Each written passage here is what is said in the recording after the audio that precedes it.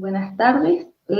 Vamos a dar comienzo de este conversatorio, Interlengua, Patología o Trayecto. Mi nombre es Julia Lucero, pertenezco a la etnia Com, soy profesora en Ciencias Políticas y fui invitada en este día para moderar este conversatorio por la Subsecretaría de Plurilingüismo, al cual doy sus agradecimientos por esta invitación en este día. Vamos a dar comienzo con la profesora Gabriela Daskalakis Labrese, doctora en Lenguas y Literatura. Buenas tardes, doctora Gabriela. Buenas tardes, Julia. Buenas tardes a todos, a todas. Buenas tardes, Sergio. Muchas gracias por la invitación también a la Subsecretaría de Plurilingüismo e Interculturalidad. Muy feliz de estar a través de la pantalla en mi Chaco natal, mi Chaco querido. Así que gracias por la invitación. También profesor Sergio Rojas, profesor bilingüe intercultural del pueblo Com. Bienvenido en esta tarde, hermano. Oranya cek na nawit reisetra kami siwirao galo hikin kanaka kinawagra konyita gitu na samak chikinyi reisetra kami sel alon na hawit gitu na hikin kanaka kinawak nam karo nam nakayakatak kataka nam gitu na yalek taon na hawit. Muy buenas tardes a todos, muchas gracias Julia, gracias Gabriela, gracias Paola, gracias Lichi, gracias Katia, gracias Subsecretaría de Interculturalidad, y bueno, aquí otra vez estamos, y gracias a todos los docentes y a los que están participando esta tarde. Y bueno, pues aquí estamos en otro ciclo para poder intercambiar y poder aprender juntos. Gracias.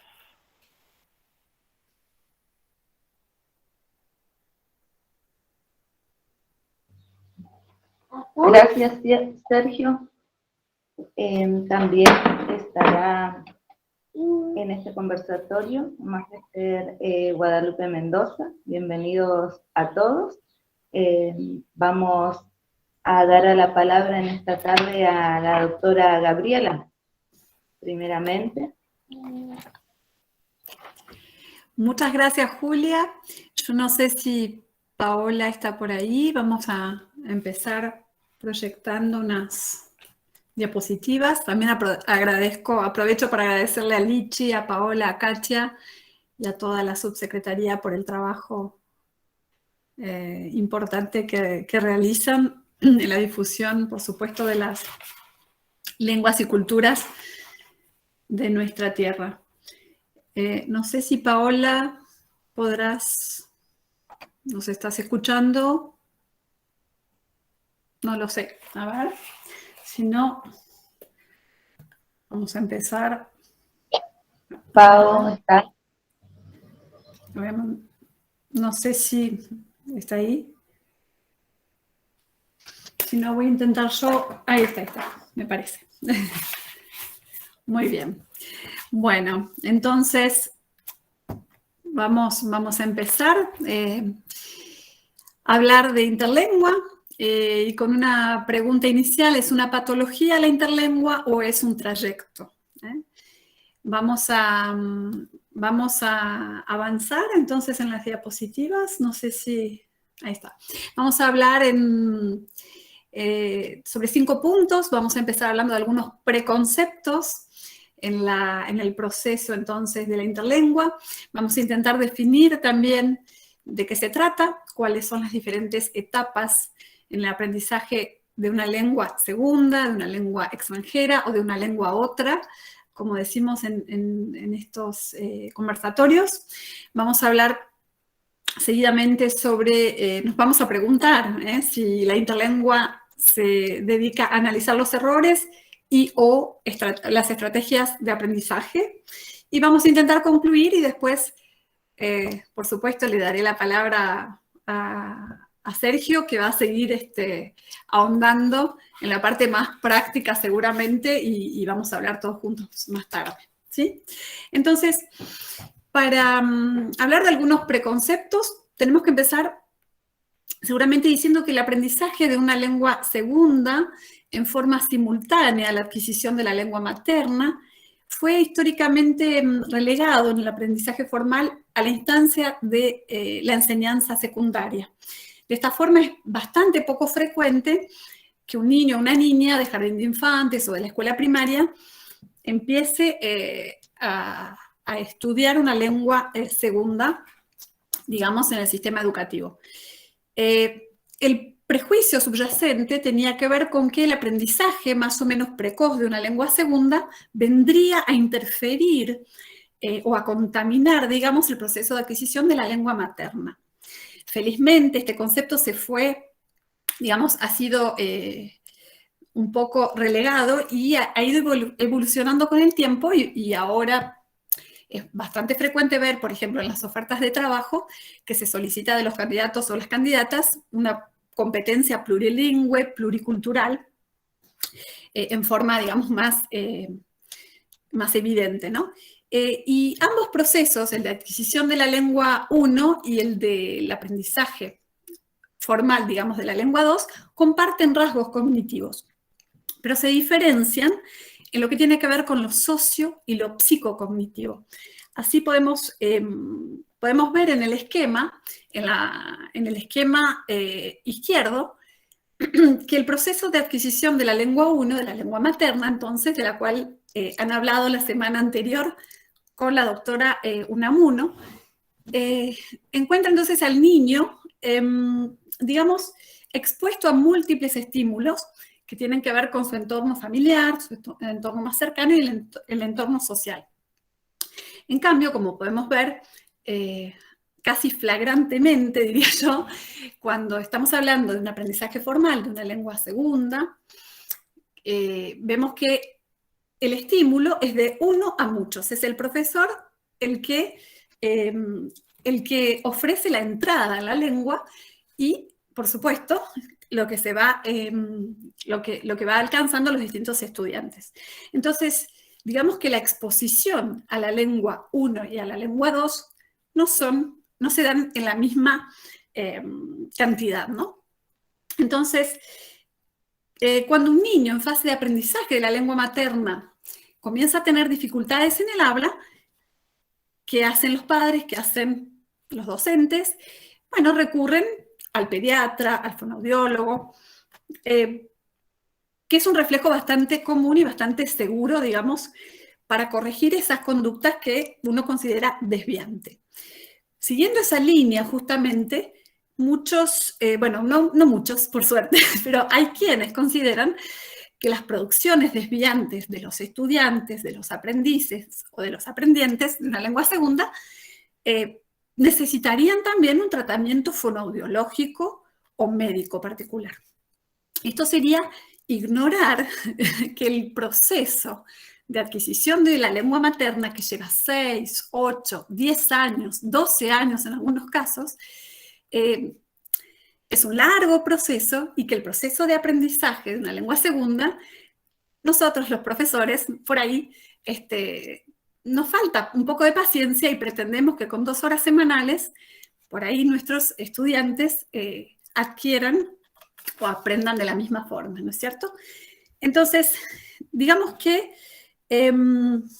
los profesores de lenguas otras debemos estar atentos, por supuesto, a poder intervenir en estas conductas desviantes o errores, pero bajo ningún punto de vista vamos a pensar en mandar a nuestros aprendices a ver a un médico por este tema, ¿no es cierto? Por estos temas. Entonces, porque tiene que ver simplemente con el proceso natural del aprendizaje. Vamos a ver en otra diapositiva justamente las diferencias entre la adquisición de la lengua materna. No sé si Paola está escuchando por ahí. Vamos a ver entonces la adquisición de la lengua materna se da paralelamente al proceso sí, al proceso de desarrollo cognitivo y social del individuo. Es la etapa en la que se forja la identidad, mediante la adquisición justamente de la lengua cultura materna. Vemos que durante este proceso puede haber entonces, lo que dijimos recién, factores patológicos que tengan que ver, por ejemplo, con dificultades en la expresión oral, en la expresión escrita, en la comprensión, en la pronunciación, lo que los médicos, digamos, y los fonoaudiólogos podrán calificar de dislexia, dislalia, puede ser también disgrafía, bueno, distintas patologías. Vemos que el aprendizaje de la lengua segunda, en cambio, bueno, se puede dar paralelamente si estamos en casos de lenguas en contacto, que es lo que sucede naturalmente en la provincia del Chaco. De eso hablaremos seguramente después, pero en líneas generales se da luego del desarrollo cognitivo y social, cuando estamos hablando de un aprendizaje formal en la escuela. La construcción de la identidad se da en general en la lengua materna, por lo cual la identidad ya está construida cuando nuestro aprendiz está en contacto con la lengua segunda. Y entonces vemos que los conceptos fundamentales ya se han adquirido y entonces vamos a tener que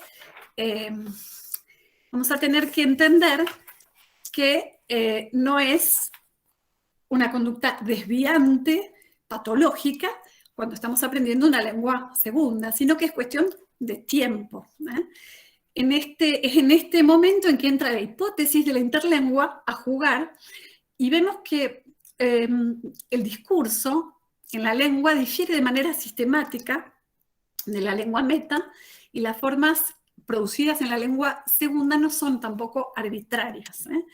El conocimiento entonces de la lengua no es solamente conocer el vocabulario, la fonética, es también conocer el uso, las condiciones de uso culturales, sociolingüísticas, pragmáticas, etc. Y por supuesto que los factores que van a intervenir tienen que ver con la edad, el sexo, las condiciones de vida de los aprendices. Entonces vamos a ver que nos vamos a preguntar, vamos a pasar a la próxima diapositiva, tal vez. ¿No es cierto, Paola? No sé si me escucha, Paola. Sí, entonces vamos a hablar de interlengua y vamos a ver que se trata de un concepto, de una hipótesis.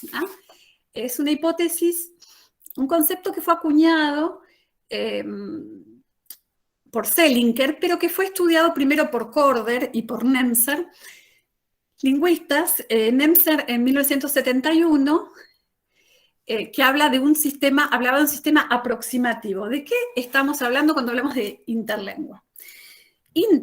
Entre. Entonces estamos entre la lengua 1 y la lengua 2, ¿sí? Es un sistema aproximativo en el cual, desde la perspectiva lingüística, se acerca a la lengua 1 o a la lengua 2 según la etapa del aprendizaje en la que se encuentre el estudiante.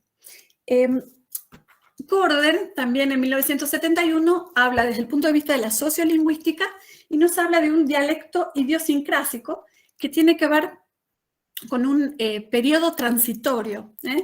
Es decir, es una transición, una lengua transicional de comunicación, la llama. Es decir, que es una lengua que va evolucionando según las hipótesis que el aprendiente o el estudiante vaya formulando. Y bueno, finalmente Selinker, que es, digamos, el padre del término, el que acuña este concepto de interlengua, va a hablar de un sistema lingüístico individual. Es decir, que cuando hablo de interlengua, no estoy hablando de una lengua que pertenezca a una comunidad, estoy hablando de la apropiación individual de cada persona, de un estudiante de segunda lengua o de lengua segunda. Y esto lo hablamos desde el punto de vista de la psicolingüística. Entonces podemos decir que la interlengua finalmente es la lengua del aprendiente, del estudiante. Entonces vamos a ver ahora sí un esquema en el cual que yo intenté esquematizar este concepto. Me perdonarán si no es muy claro, ya lo vamos a hablar después. Pero pueden ver en un círculo verde la lengua fuente, que es la lengua 1 o la lengua materna. En un círculo naranja, a la derecha, la lengua 2, que es la lengua meta, puede ser la lengua extranjera, y la lengua otra. Vamos viendo entonces a la izquierda, arriba, en un cuadrado, bueno, una especie de rectángulo, vemos la entrada en lengua segunda, es decir, esta puede ser una entrada, el input, que le dicen también en inglés, puede ser la entrada de alguien del profesor, por ejemplo, ¿no? que está enseñando la lengua segunda. Entonces, vemos en rectángulos azules, yo traté de esquematizar, de bosquejar la interlengua, cómo va avanzando hacia la salida en lengua 2, ¿sí?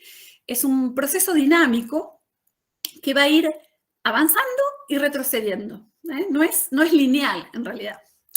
Y vemos que el estudiante, el aprendiente, va a ir asimilando lo que arriba puse en inglés también, porque es la terminología que se usa, intake, son las asimilaciones que va haciendo el hablante o el estudiante, y que van a estar influenciadas seguramente esas asimilaciones también por factores internos, que puede ser, no sé, la inhibición, el bloqueo, el estrés, o la motivación, no todo es negativo, por suerte, o la motivación, las ganas de hablar, las ganas de participar, y por factores externos que pueden ser también las influencias de otras lenguas segundas o de la lengua materna. Entonces, la interlengua va a ser ese proceso dinámico de apropiación y de intento de avanzar hacia la lengua segunda, hacia la lengua meta. Podemos decir que el concepto de interlengua se suele asociar con el concepto de análisis de errores. Pero las formas del discurso, en realidad, tienen que ver más con un intento de expresión. O sea, va a haber errores, pero no solo va a haber errores, sino que va a haber avance, porque el estudiante, el aprendiente, el hablante va a estar simplemente hablando o escribiendo la lengua segunda. Con lo cual podemos decir que la interlengua, otra vez, no es una lengua de una comunidad específica, sino una producción finalmente personal. Y vamos a ver en la diapositiva siguiente cómo podemos caracterizarla, esta interlengua. La interlengua la podemos caracterizar como un sistema inestable, pero sistemático. ¿Qué quiere decir esto? Esto quiere decir simplemente que tiene sus reglas, pero son reglas propias, es decir, las reglas propias creadas por el hablante, por el estudiante, por el aprendiente. Y está supeditado a factores, como dijimos recién, externos e internos.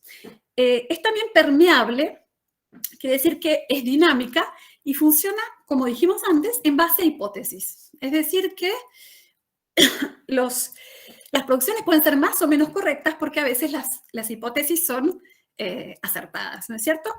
Es un sistema complejo, pero que tiende a la simplificación. Complejo, puesto que la lengua es compleja, porque tiene reglas morfosintáxicas, pragmáticas, fonéticas, fonológicas, etc.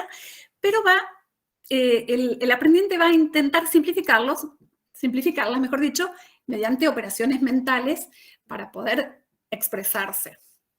Entonces, estas características nos llevan a hablar ahora de otra cosa. Vamos a ver entonces cuáles son las etapas que se dan en el aprendizaje de una lengua a otra. El análisis justamente de la interlengua ha comenzado con el análisis de los errores, digamos históricamente, lo que hablábamos antes de Selinker, de Corder, pero se extendió luego a las producciones que no son erróneas. Entonces vamos a ver que hay un cambio a través de las etapas que van a pasar de digamos, desde el estadio prebásico, como podemos verlo en azul, el estadio de la interlengua a nivel prebásico, es lo que nosotros, los profesores, docentes de lenguas segundas, denominamos nivel inicial o debutante, ¿sí? El nivel básico, que es el nivel intermedio, y el nivel postbásico es el nivel avanzado, ¿sí? Esta es una clasificación dada por Bedoveli, ¿no? No se ve ahí la referencia, pero para los que lo quieran leer por ahí, Bedoveli en 2003, ¿sí? Entonces, vamos a ver que el aprendizaje de una lengua segunda nos va a llevar a hablar de procesos psicolingüísticos que vamos a ver inmediatamente en la diapositiva siguiente, que tienen que ver con, por ejemplo, las transferencias de la lengua 1 a la lengua 2. Estas transferencias son simplemente interferencias que pueden ser positivas si, por ejemplo, la realidad lingüística existe en una lengua, en la lengua 1, entonces por ahí el aprendiente va a intentar, va a hacer su hipótesis, va a producir, y esta transferencia es positiva.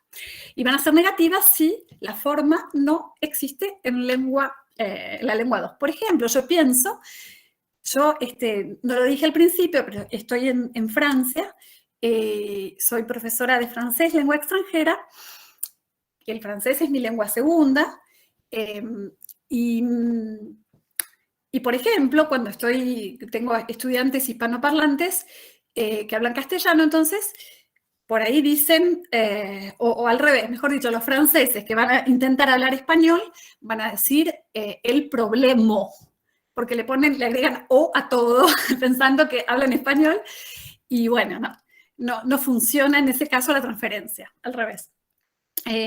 Vamos a hablar también de hipergeneralizaciones de reglas de la lengua segunda. Por ejemplo, estas hipergeneralizaciones también existen en lengua 1, porque no lo dije, pero la interlengua también es un proceso que vivimos cuando aprendemos nuestra lengua materna. Entonces, hemos ya escuchado a los niños, o no a los niños, o a los estudiantes de español, de castellano, como lengua segunda o como lengua extranjera, decir, por ejemplo, escribido, hipergeneralizando la regla del participio pasado, recibido, escribido, por ejemplo. También otros procesos son las transferencias de enseñanza, es decir, que enseñar una lengua es también enseñar una cultura educativa distinta.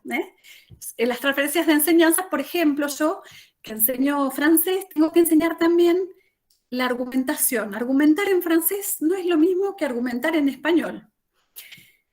¿Por qué? Porque, bueno, hay toda una tradición cultural distinta y entonces es también otro problema si los estudiantes transfieren de su cultura educativa el mismo tipo de ejercicio al francés. No funciona.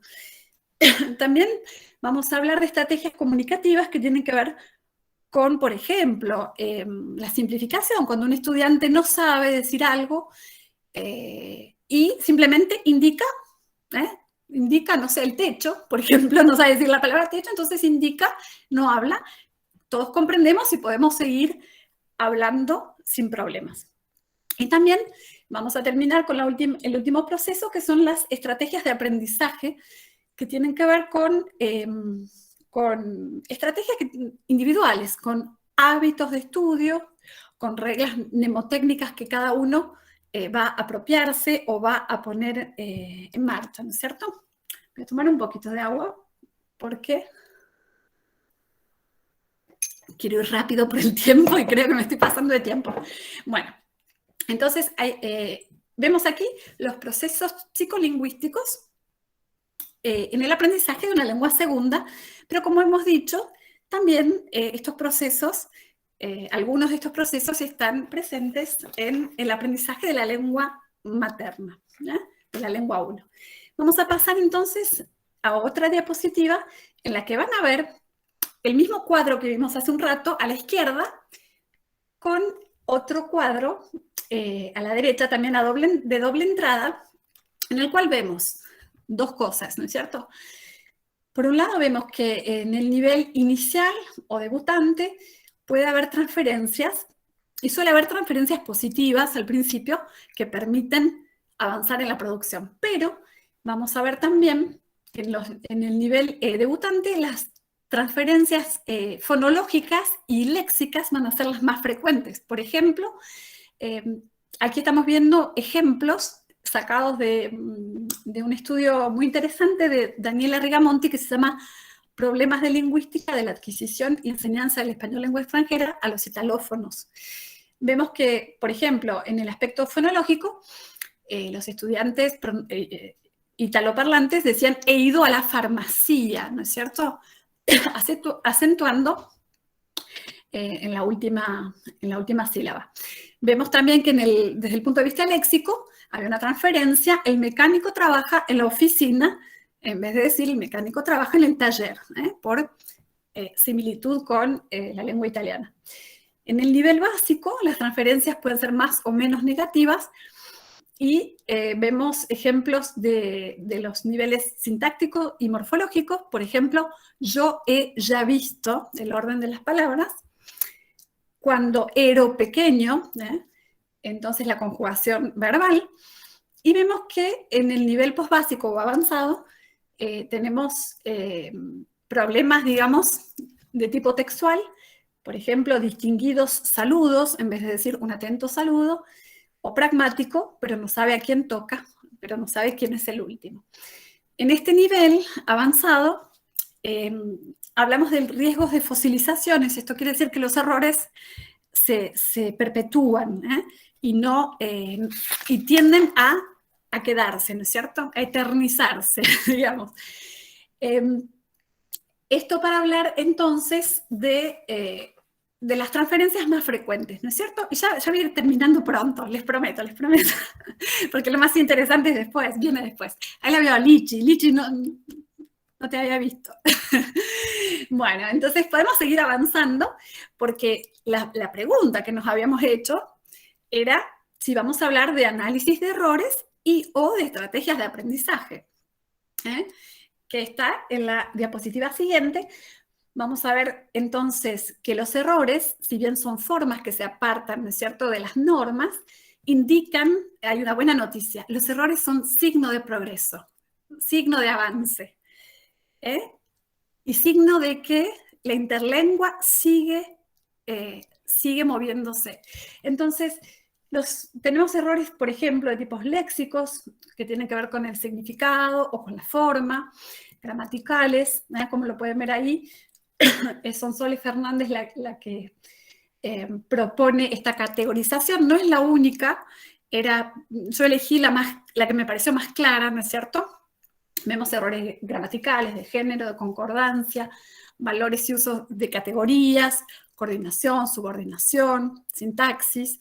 Vemos errores de tipo discursivos, la coherencia, niveles de lengua, puntuación. Y los rasgos distintivos de la oralidad, por ejemplo, omisión de letras finales, confusión de fonemas, nivel suprasegmental y otras, ¿no es cierto? Como dije, esta taxonomía no es interesante, pero no es exhaustiva, no está completa, ¿no es cierto? Es un panorama simplemente para mostrar algunos tipos de errores que existen. Y entonces, lo que nos interesa a nosotros, si hay errores, es cómo acompañar, ¿no es cierto? ¿Cuáles son las estrategias que vamos a poner en práctica para acompañar a los estudiantes? ¿Y cuáles son también las estrategias que ellos tienen entre un estadio y el otro, ¿no es cierto? Entonces vamos a pasar a la diapositiva siguiente, diciendo que hay que desmitificar finalmente el error, porque las interferencias son normales, y muestran entonces el signo de la progresión. Vamos a ver entonces que en las tres etapas de las que hablamos recién, en la inicial, por ejemplo, tenemos estrategias interlinguales, es decir, que el estudiante, cuando está avanzando, va a intentar, al principio, recurrir directamente a la traducción. ¿Quién no tuvo en su aula a algún estudiante que quiso traducir? Y nosotros que decimos, no traduzcan, y qué sé yo. ¿Por qué no pueden traducir si lo necesitan? Es muy importante escuchar al otro y también la motivación. Una cosa es un estudiante que está en un estadio avanzado y traduce todo. Bueno, eso puede ser, pero un estudiante que en un estadio inicial, en un estadio intermedio, ¿por qué no puede traducir? Bueno, esa es una estrategia interlingual, pero en las estrategias intralinguales podemos ver también actitudes de omisión, es decir, quiero decir algo, no lo puedo decir y bueno, no lo digo. O de simplificación o de repetición. ¿Cuántas veces corregimos un texto escrito en el cual el sujeto está, no sé, cinco frases, 5 oraciones y tenemos el sujeto 10 veces repetido y decimos, no puede ser, pero sí puede ser. Es una estrategia de aprendizaje. Y también tenemos, digamos, el abandono total de la conversación cuando uno se frustra. Entonces, por eso es tan importante en los estadios iniciales permitir a nuestros aprendientes recurrir a la traducción si lo necesitan también en los estadios siguientes. Por supuesto que uno no va a estar, si está enseñando la lengua segunda, no va a estar cada 2 minutos, pero bueno, con el input, ¿cómo hacían nuestros en la familia, ¿no? Nos hablaban y nosotros éramos chicos y empezamos a entender, y bueno, lo mismo. Así que en los estadios intermedios vemos que predominan también estrategias intralinguales, pero tienen que ver más con generalizaciones ahora, o con paráfrasis también, tratar de explicar lo que significa algo. Y vemos que en esta etapa sentimos nosotros como profesores que aumentan los errores y nos decimos, no, ya está, ya lo abandono porque este estudiante no entiende nada, porque no sabe nada, porque yo le explico y no le entra. No. Paciencia, paciencia. Esto lleva su tiempo. En realidad, hay más errores, porque hay más hipótesis, simplemente. Porque hay más hipótesis, porque tiene que ver con respecto al estadio anterior, en el que todo iba más normativizado, hay más errores, tal vez, pero esto tiene que ver con el progreso. Nos estamos afianzando y porque las estructuras son más complejas también. Y vamos a llegar a los estadios avanzados, en los cuales vemos también estrategias intralinguales, pero en las cuales vamos tal vez a entrar en un problema de hipercorrección. Los problemas son distintos. Y vamos a ver también en las estrategias interlinguales una toma de conciencia de la separación de la lengua meta, por un lado, y de la lengua fuente, por un lado, y de la lengua meta, o sea, de la lengua 1 y de la lengua 2, por el otro. Y bueno, los riesgos de los que hablamos son los riesgos de fosilizaciones, que quiere decir simplemente estancamiento, errores residuales, ¿no es cierto?, pero que quedan y que a veces molestan más al que escucha que al que habla, pero realmente se entiende todo lo que, en general, lo que dice el aprendiente. Entonces, vamos a ver algunas pistas de soluciones, porque tenemos que remediar esta realidad, ¿no es cierto? Para los errores transitorios, estos que van a ir después desapareciendo, motivación. Hay que expresarse en lengua segunda, hay errores, no pasa nada. Tenemos que tranquilizarnos, me lo digo a mí misma, porque cuando yo estoy en clases también, por ahí anoto, y digo, bueno, a ver cómo hacemos para acompañarlos, ¿no?, a los estudiantes. Tenemos que ahondar en modelos y pistas para contrastar hipótesis, o enriquecerlas.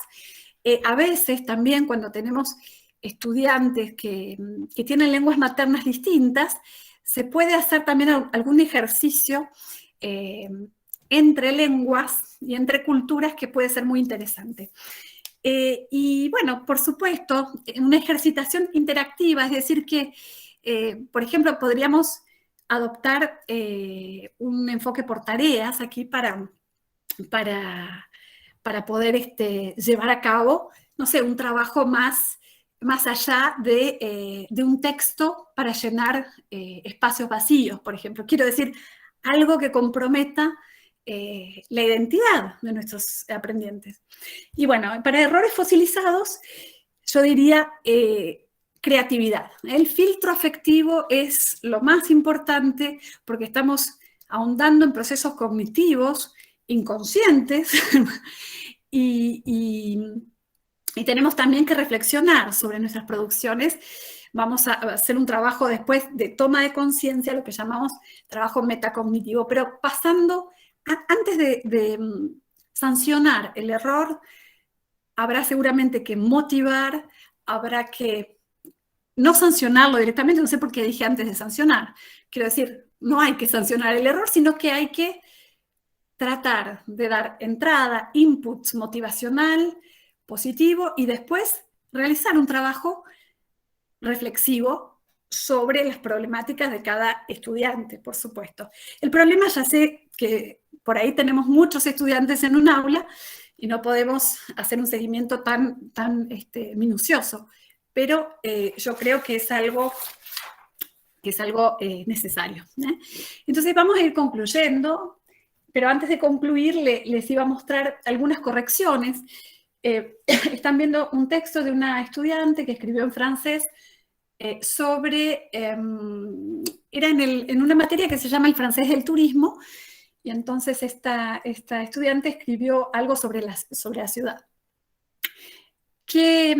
¿Cuál es mi método de corrección? Mi método de corrección no es darle la respuesta directamente, sino marcarle los errores y mostrarle, por ejemplo, que hay momentos en los que no entiendo lo que quiere decir, que hay momentos en los que el error es de tipo, por ejemplo, ortográfico, o que el tipo de error es gramatical, o que el tipo de error es una redundancia. Entonces, digamos, como para activar esos procesos metacognitivos de los que hablaba hace un ratito. Bueno, es un ejemplo de corrección, por supuesto, de un texto, pero también se puede dar en expresión oral.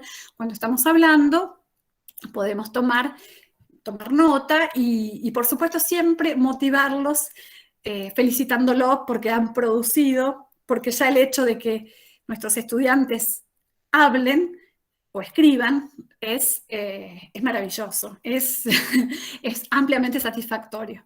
Entonces, bueno, nada, les quería mostrar un ejemplo de correcciones, pero ahora sí vamos a tratar de concluir porque la hora pasa, el tiempo pasa, y bueno, entonces para decir que finalmente la interlengua no es una patología, es un camino, es un proceso dinámico, individual, aproximativo, intermedio, que va a variar en función del contexto, de la motivación, de la edad, de otros factores externos, y el error es un paso obligado.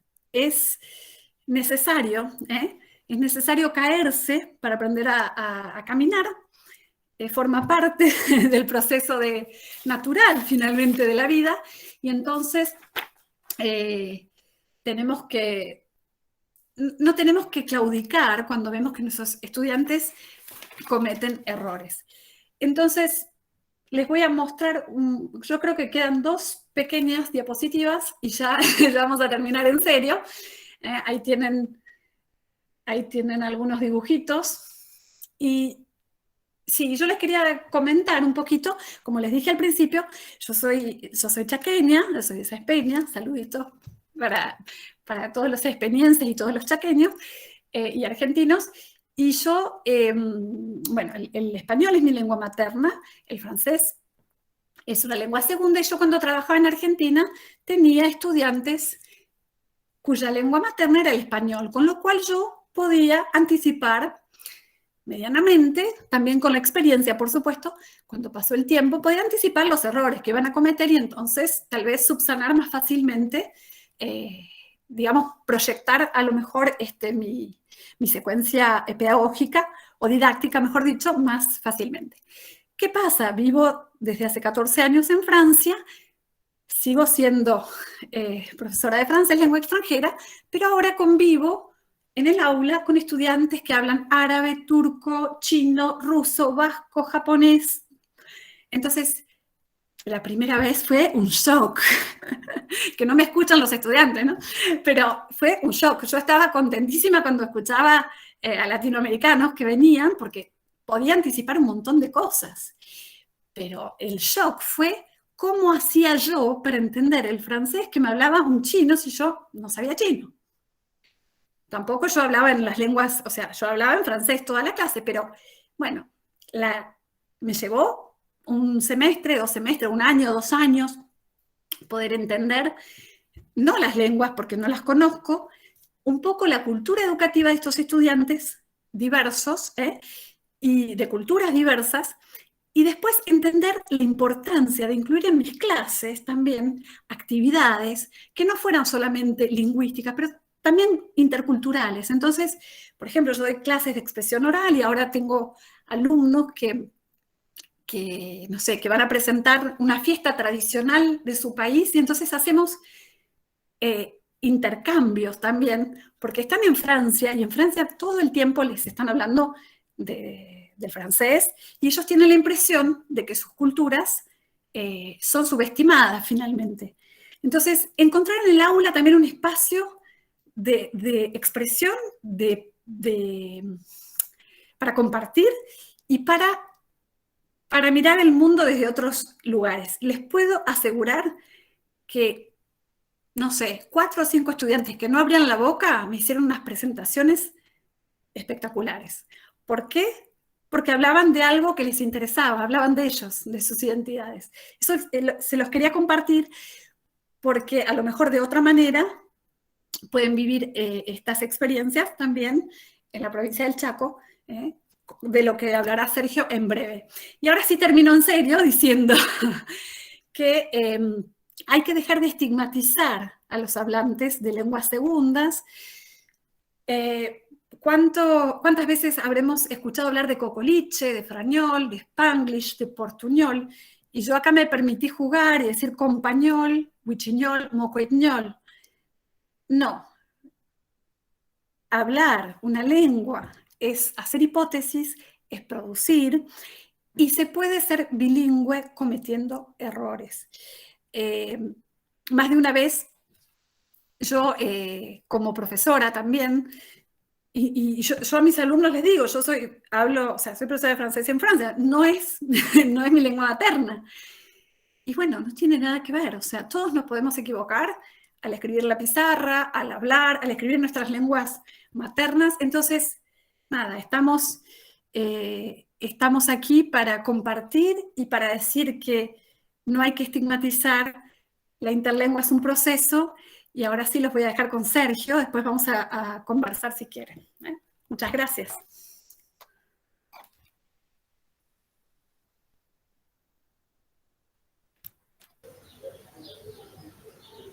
Muchas gracias, doctora María Gabriela. Cabe destacar que ambos disertantes están en Francia, así como Sergio también, por eso el horario en el cual pueden estar realizando este conversatorio. Hola, Sergio.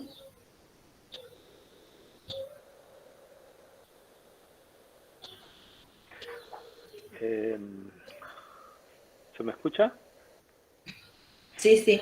Bueno, otra vez, Sikinagatak na Habit, na Akram Coñeta, na Samak Chinira y Setra kami Salaktagitan na P, na Ikinaganak Tayawe na Agnam Yayate Etiquetatam Yaktaka. Bueno, pues buenas tardes.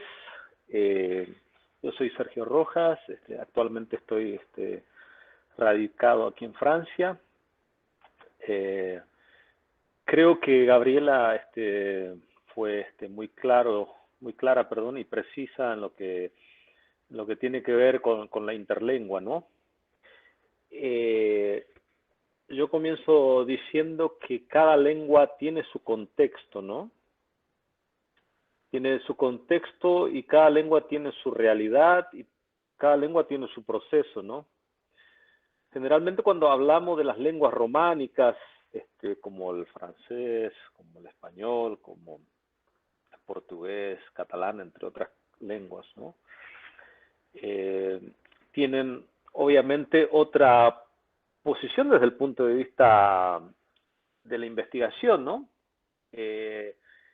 ¿Por qué digo esto? Porque me ha pasado, por ejemplo, soy estudiante de francés, inglés acá en Francia mismo, y entonces, bueno, pues en lo que tiene que ver con los procesos de enseñanza y todo lo que tenga que ver con la industrialización y la tecnologización de las lenguas, son muy distintas, ¿no?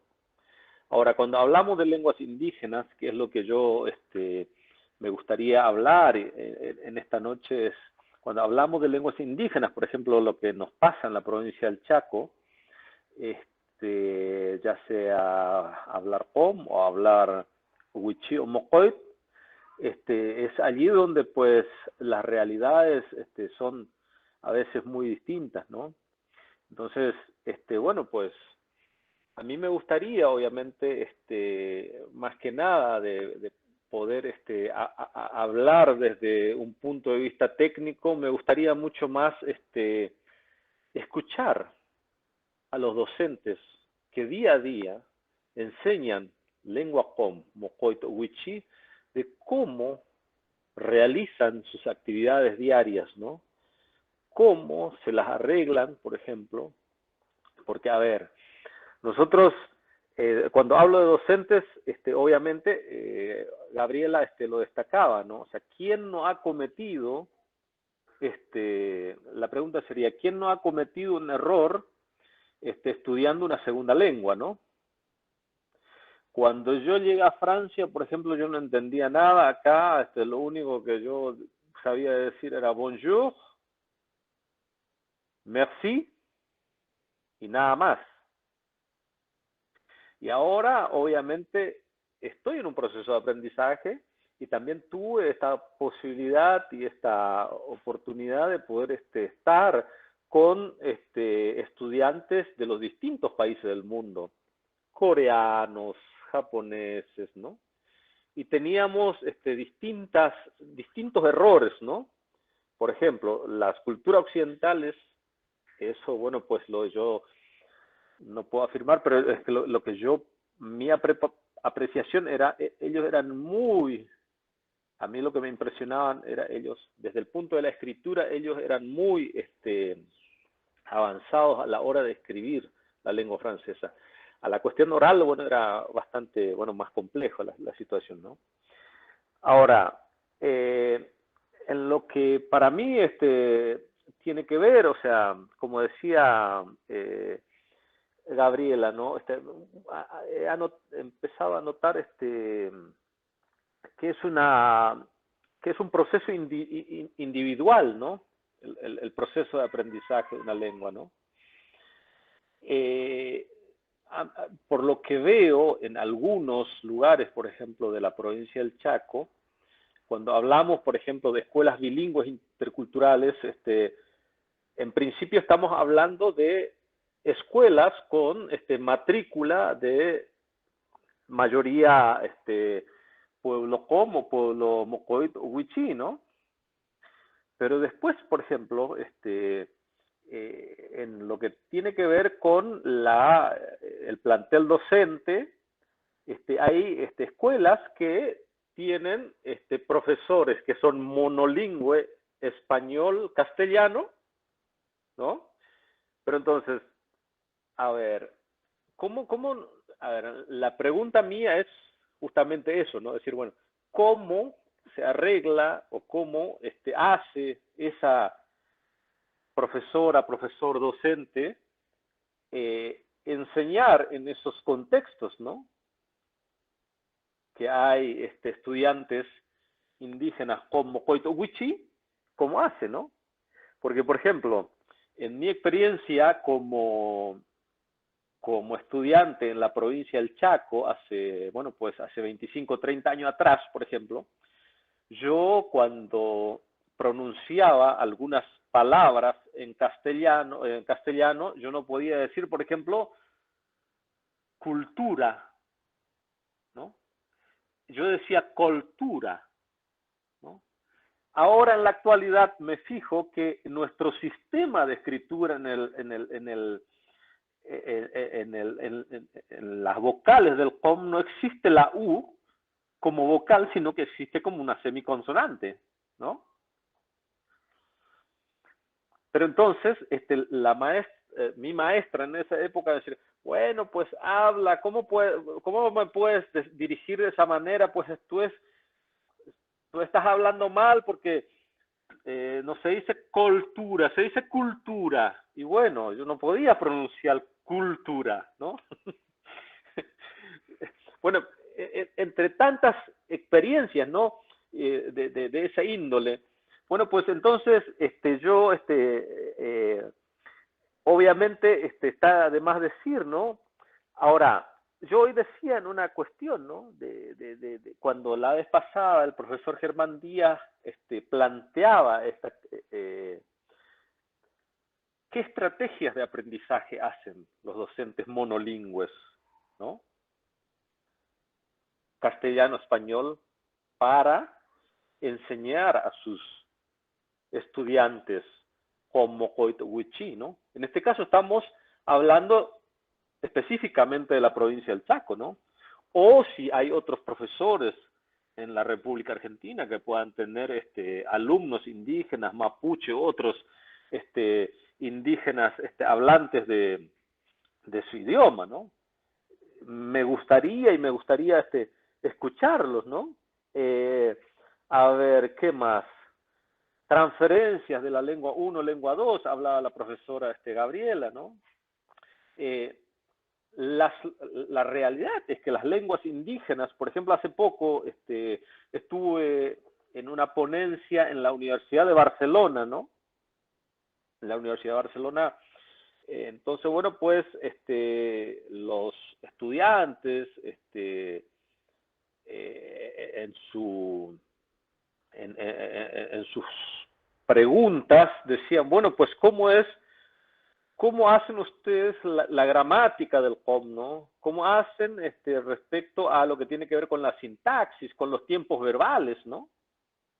Bueno, estos desafíos, obviamente, son desafíos que tenemos enfrente nosotros como pueblos indígenas que hablamos nuestras lenguas, que todavía estamos en proceso de poder sistematizar, no sé cómo llamar un concepto, de lo que tenga que ver con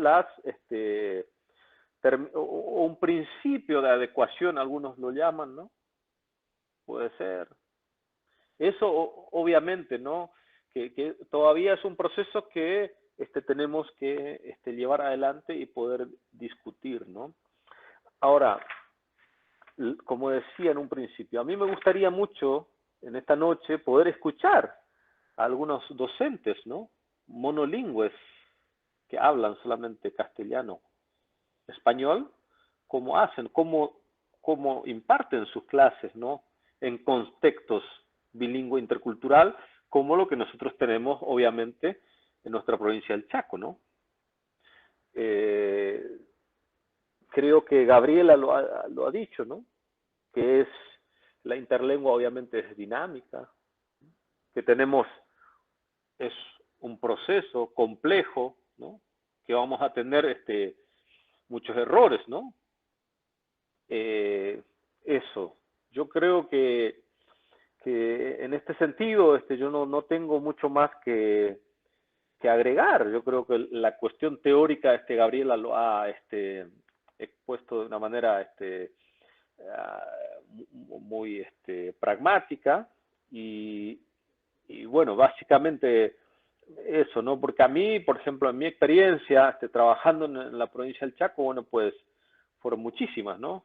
En lo que tenga que ver con la enseñanza, yo como profesor bilingüe intercultural, así que bueno, pues ñachek. Ñachek Sergio. Cabe destacar que este conversatorio también es para reflexionar sobre nuestras prácticas en contexto de diversidad cultural y lingüística. Así que damos la palabra a Edi Raquel.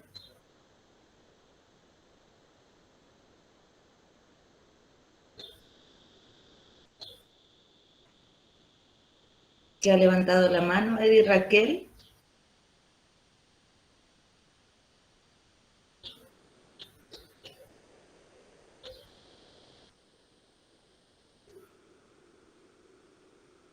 Bien, acá me da que pide la palabra Eddie Raquel.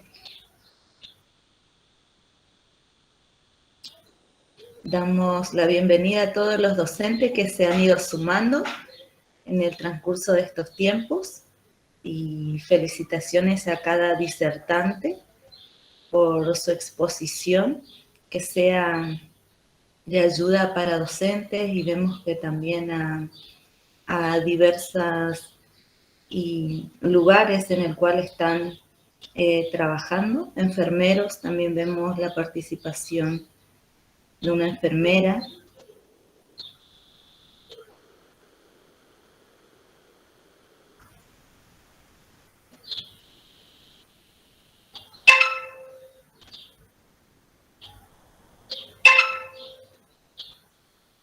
Han aportado sus puntos de vista en el chat, nos gustaría escucharlo, como dijo el profesor Rojas, así que esperamos a que se animen a compartir en esta tarde sus experiencias, sus vivencias con alumnos, con miembros de una comunidad. Hola, buenas tardes. Buenas tardes. ¿Qué tal? Yo estoy acá en Buenos Aires, soy psicóloga, un poco adelanté ahí en el chat que trabajo con comunidades descendientes de Aymara de Bolivia, en un hospital público, y notamos mucho que desde hace un tiempo vienen, digamos, bastantes derivaciones del sector, digamos, de la escuela, digamos, de los equipos de orientación escolar que residen aquí en Buenos Aires, con diagnósticos, digamos, presuntivos de trastornos de lenguaje, nenes que por ahí tienen algunas cuestiones referidas sobre todo a esta interferencia de lo que sería una lengua originaria, el idioma, digamos, aymara o el quechua, sobre todo el aymara se ve, y que son, digamos, diagnosticados con estos trastornos del lenguaje, y que son derivados también a hacer una gran cantidad de estudios neurológicos.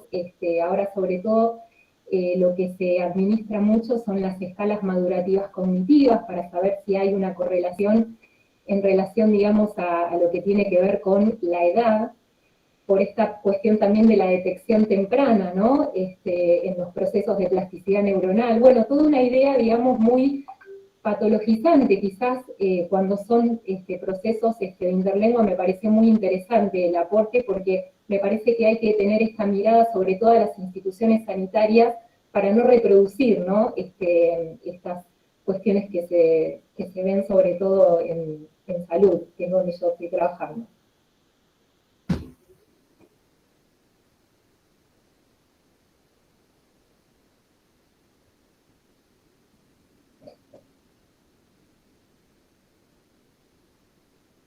Muchas gracias, María Eugenia. Yo tenía una preguntita muy breve a Gabriela, que tenía que ver con la relación entre lo que es los procesos de interlengua y el sustrato lingüístico. No sé si hay, digamos, alguna conexión.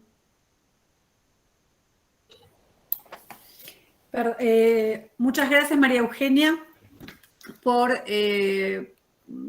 tu aporte, y también por esto que has que nos has compartido, y que supongo que, bueno, vas a compartir con tu equipo, que es lo más interesante. ¿Me podés definir lo que entendés por sustrato lingüístico? Para que desandemos juntas el... Tiene que ver con... Sí. Sí. Sí. Por sustrato lingüístico es cuando hay la adquisición de una lengua 1, Sí. Y se producen como de alguna manera interferencias debido a la enseñanza de la L2. Sí, pero tu pregunta, ¿podés reformulármela? A ver si... Sí. En relación a cuál, digamos, se me confunde esta cuestión de la interlengua, porque es una conexión entre dos lenguas, con el sustrato lingüístico, cuando hay también, digamos, una cuestión ahí de procesos de cambios morfosintácticos, léxicos, morfológicos también. Sí, a ver, lo que sucede cuando estamos hablando de interlengua es que, a ver, estamos en un proceso dinámico de apropiación, ¿no es cierto? yo no sé qué teoría manejas porque hay varias teorías, entonces por eso te preguntaba si me podías definir, digamos, con más precisión, ¿no es cierto?, esto del sustrato lingüístico. Pero yo creo que tiene que ver con el contacto de las lenguas, ¿no es cierto?, de lo que estamos hablando.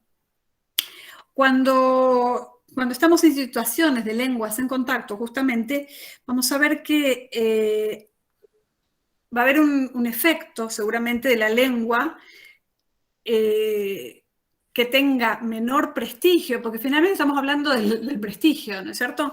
Menor prestigio sobre la variedad lingüística más prestigiosa. Y es lo que pasaba hace un rato, nosotros estábamos hablando antes de empezar con Paola, y Paola me comentaba que en algunos casos, algunos hablantes de lenguas originarias o de lenguas indígenas, por ahí perdían su capacidad, no es la capacidad, pero digamos la motivación de expresarse en su lengua, justamente por estar en este contexto de, de a lo mejor subestimación de su lengua, cultura, que es su identidad. Entonces, yo creo que no podemos, digamos, el sustrato lingüístico va a depender de la situación, por supuesto, en la que estemos inmersos. Y de cuán prestigiosa sea la lengua que está en contacto con la otra. Yo no sé si me estoy expresando bien y explicando lo que me estás preguntando, pero yo diría que sí, que hay una relación, por supuesto. Lo que pasa es que lo que estamos diciendo es que la interlengua es una apropiación. El sustrato lingüístico va a tener que ver más, tal vez, con condiciones sociales, finalmente, que se produzcan en un espacio determinado. No sé si respondo a la pregunta.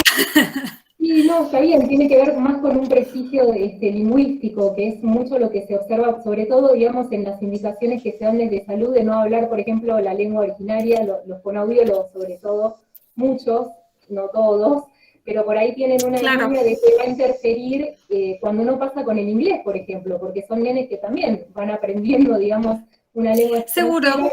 La indicación no es con el inglés, pero sí con el idioma, digamos, que se habla en la casa.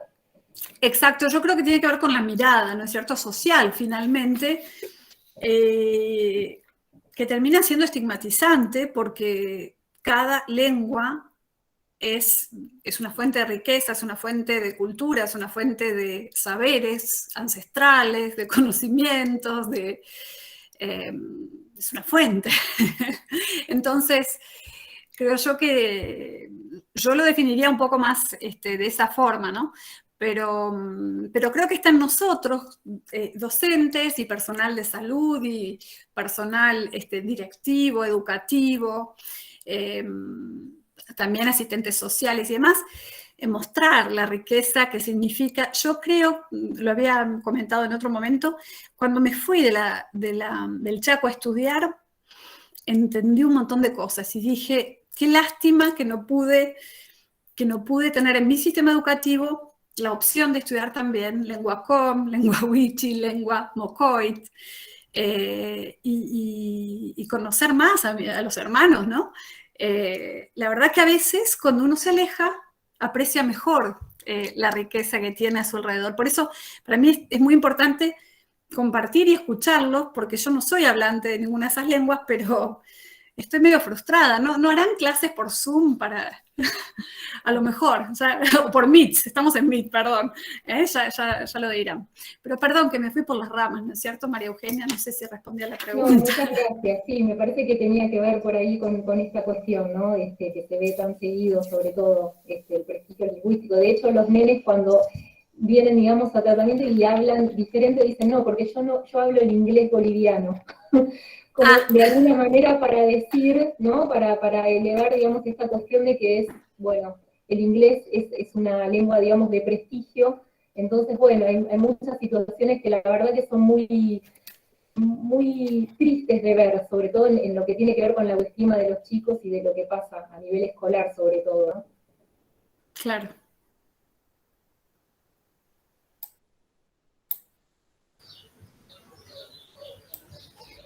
Bien, muchas gracias, doctora Gabriela, María Eugenia, por sus aportes en diferentes contextos, pero todo hace la experiencia. Continuando con el conversatorio, damos la palabra a la señora Guadalupe Mendoza, de Subsecretaría de Plurilingüismo. Buenas tardes.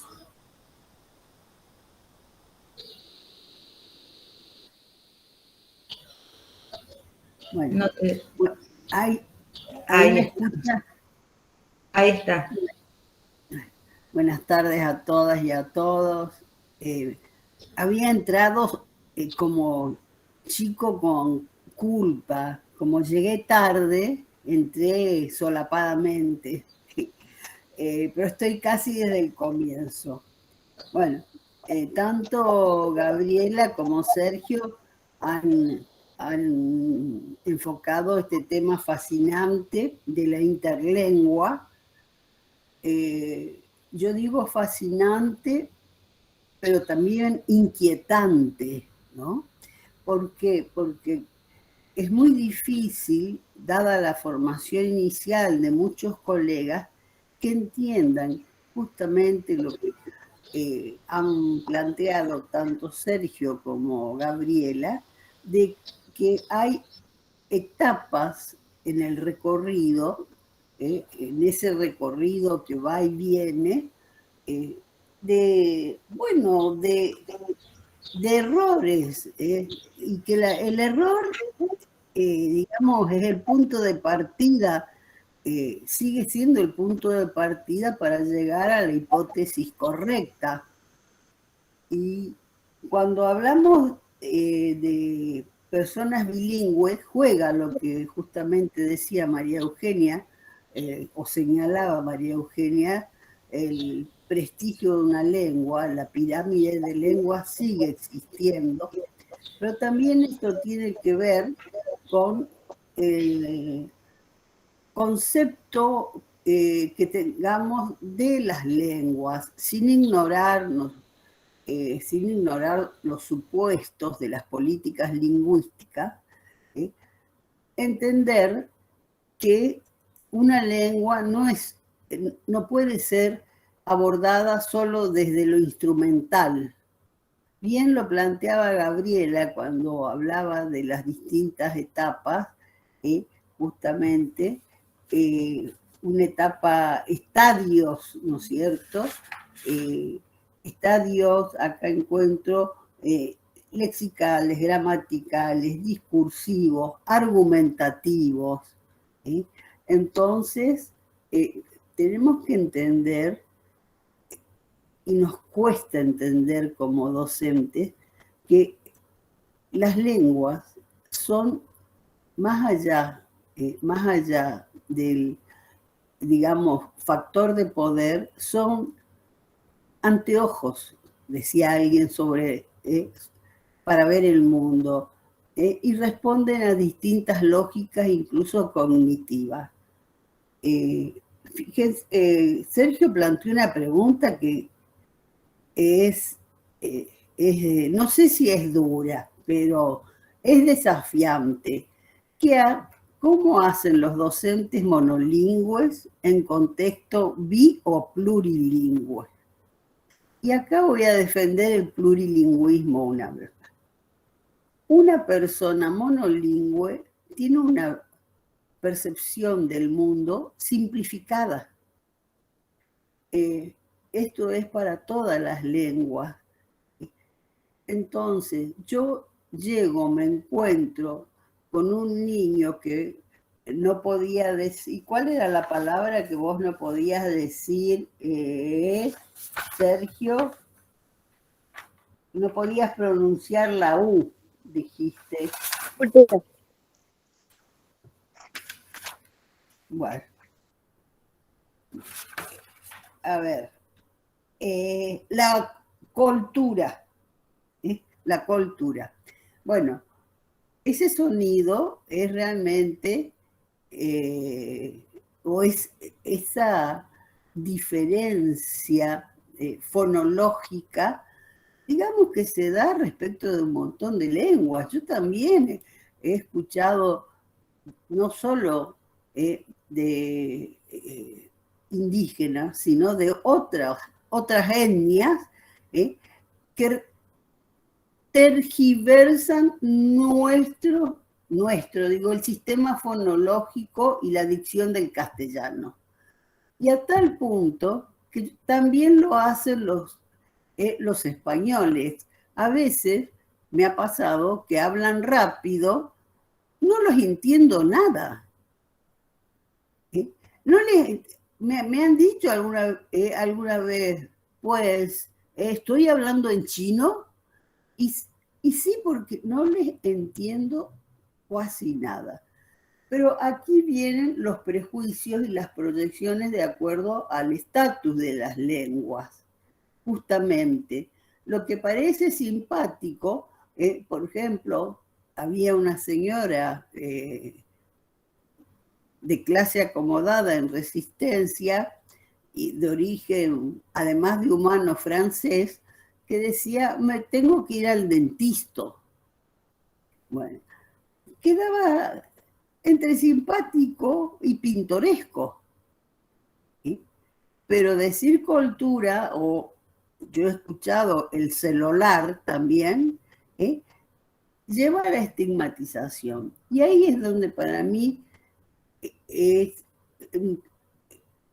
hay un tema clave, que es en el reconocimiento de los distintos sistemas fonológicos, auditivos y también de dicción.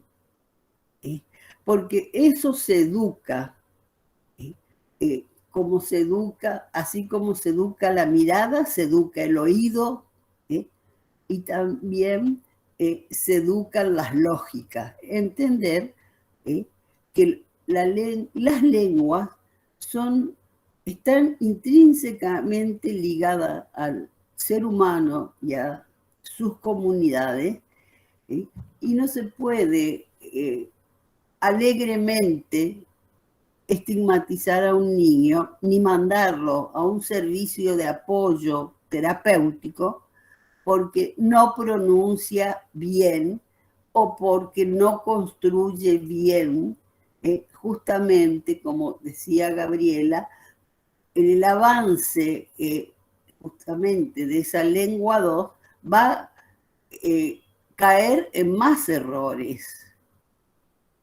Y es aquí cuando a mí me preocupa ciertamente algunos comentarios, porque está el caso de docentes criollos que reconocen que necesitan profundizar en este tema de la interlengua, y otros, no solo docentes, sino funcionarios que piensan en una castellanización pura y dura.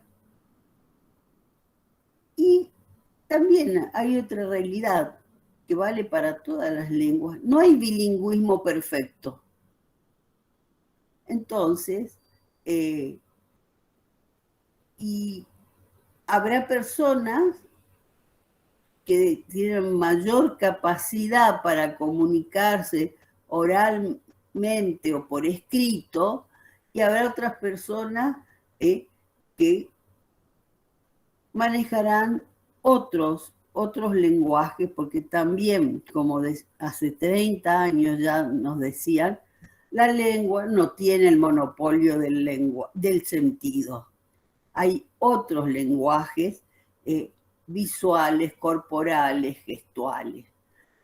Porque también me parece interesante entender las etapas de la adquisición de una lengua. Y al entender esas etapas, bueno, también podremos ver cuáles son, no me gusta el término ni táctica ni estrategia, pero bueno, no, a ver, los recursos para incluso, digamos, convocar a los niños, a los hablantes, porque también se da, así como hay niños que vienen con su lengua materna o primera lengua de socialización, digamos, fuerte y viva, tenemos otros niños que no. Y hoy hablaba justamente, probablemente Sergio lo conozcas, con Claudio Largo, ¿no?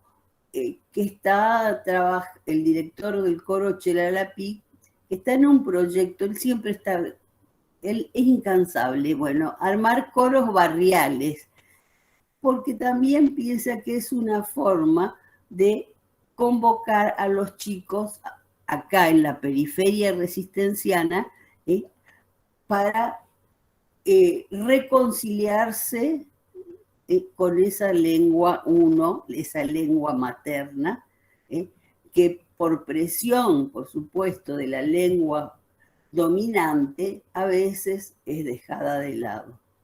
Pero no quiero hablar mucho más. He estado pensando, bueno, justamente todo el desafío que significa poder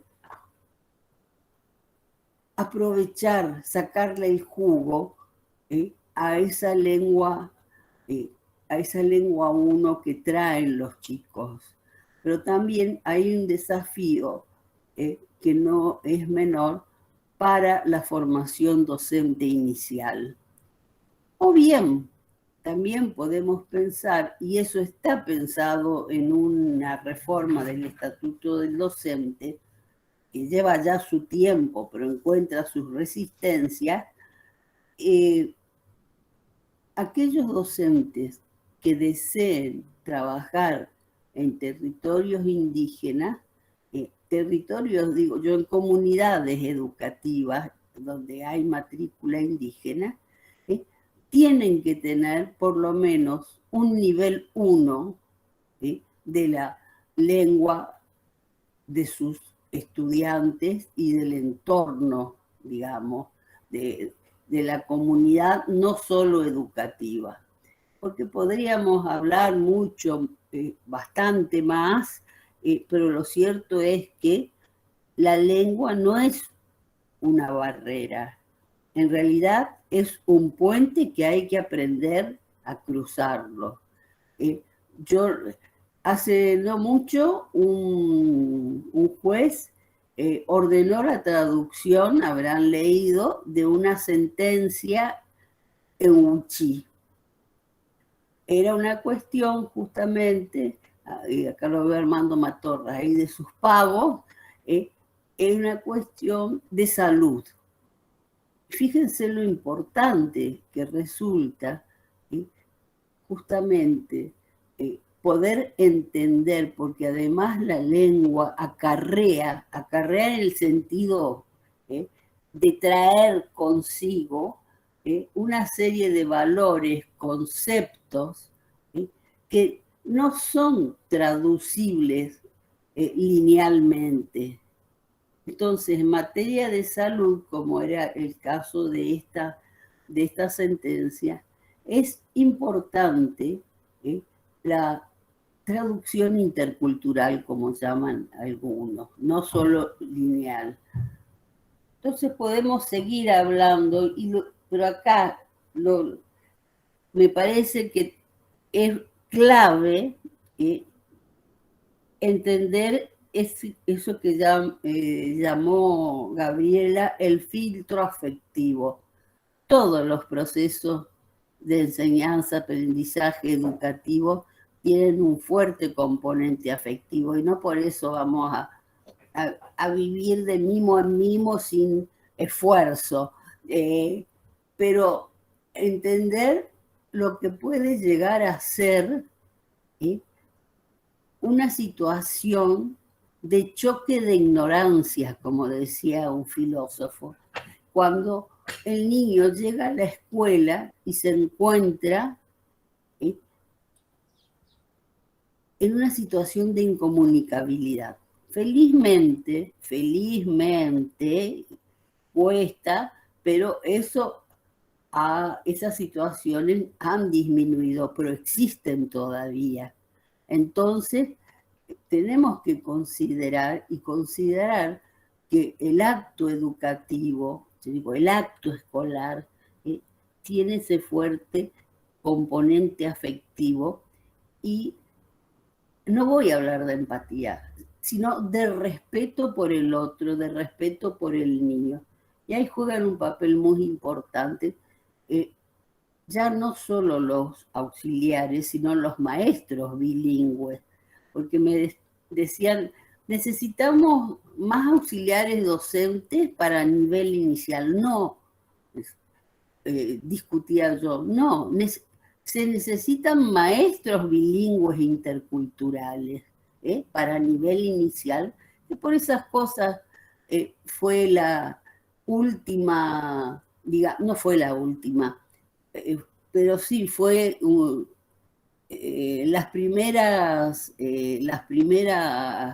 cohortes son bastante recientes, porque esa alfabetización inicial, plurilingüe, respetuosa de las identidades en el marco de lo que llamamos la complementariedad y la complejidad, marcan los trayectos no solo escolares, sino también los trayectos intersubjetivos de por vida. Por eso a mí me parece que hay que seguir insistiendo y reflexionando sobre este gran tema que es la interlengua, para no crear situaciones traumáticas innecesarias. Y yo recuerdo también, yo tengo como Gabriela, mi segunda lengua es el francés, y yo recuerdo que algo que nos decía siempre hace muchos años, no voy a decir tan cuánto, un profesor: lo importante es que no se produzca confusión de sentido. A ver, si mi enunciado no es tan correcto, mi maestro no tiene por qué pedirme una hipercorrección. Tampoco tiene el derecho a bloquear mi expresión, siempre que no haya confusión de sentido. Y después está también toda la etapa de la reflexión sobre, o la conceptualización se llamaba, sobre los errores gramaticales, que no son ni un pecado original ni una calamidad. Son etapas en ese puente, que hay puentes o pasarelas que hay que aprender a cruzar en el camino hacia una lengua 2, 3, 4, bueno, hay personas que tienen esa capacidad de entender varias lenguas. Por eso a mí me parece sumamente interesante, y sobre todo descartar, los docentes tenemos que pensar que esa idea patologizante, ¿no es cierto?, realmente conduce a traumas no solo innecesarios, sino que pueden durar décadas. Por eso es tan importante reflexionar sobre nuestro hacer o nuestros haceres áulicos. Nada más, me encantaría también escuchar, como planteó Sergio, a ver, alguien que haya pasado por esa situación de llegar a una escuela y que se haya encontrado con que sus niños y niñas no hablaban el castellano.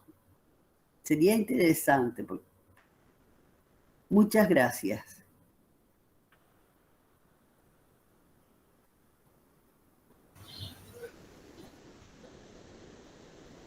Gracias, Lichi, por tu aporte. Tiene la palabra Sami de Jesús, Sí. que levantó la mano. Buenas tardes, soy Samantha de Jesús, soy profesora en matemática en la escuela EFA Fortaleza Campesina de General San Martín. Nosotros tenemos matrícula indígena, un número, un grupo, tenemos una tecnicatura que se está desarrollando en el nivel superior en una comunidad indígena, colonia Laguna Lobo, que está cerquita de General San Martín. Y bueno, por ahí comparto lo que decía recién Guadalupe, que el tema del el plurilingüismo es algo que realmente tiene que ser inquietante. Para nosotros, personalmente, para mí fue un desafío encontrarme en el aula y en la convivencia, porque estoy trabajando en la parte del ámbito escolar, es una escuela con albergue, con los estudiantes y sus familias provenientes de comunidades indígenas.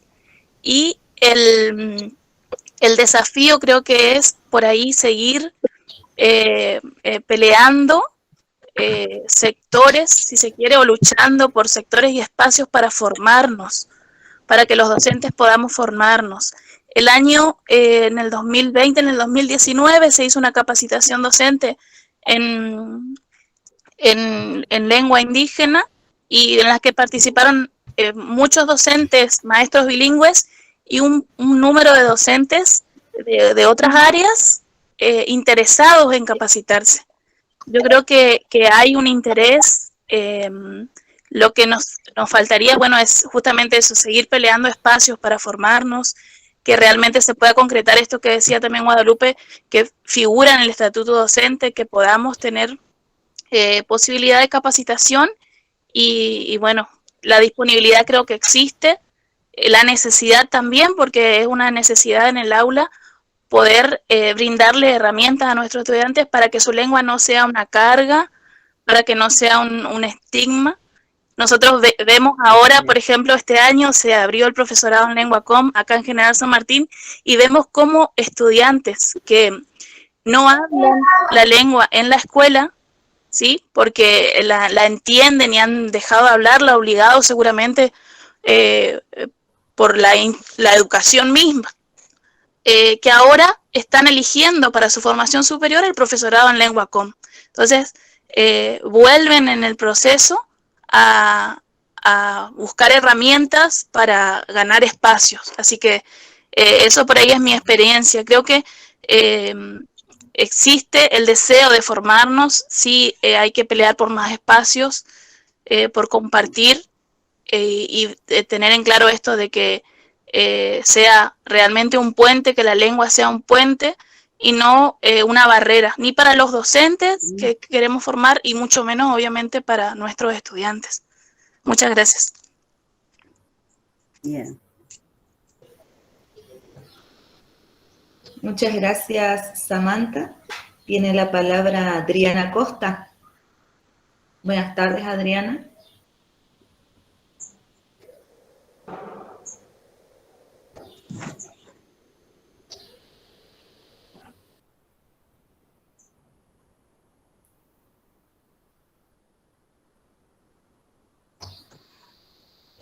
También Eri Raquel.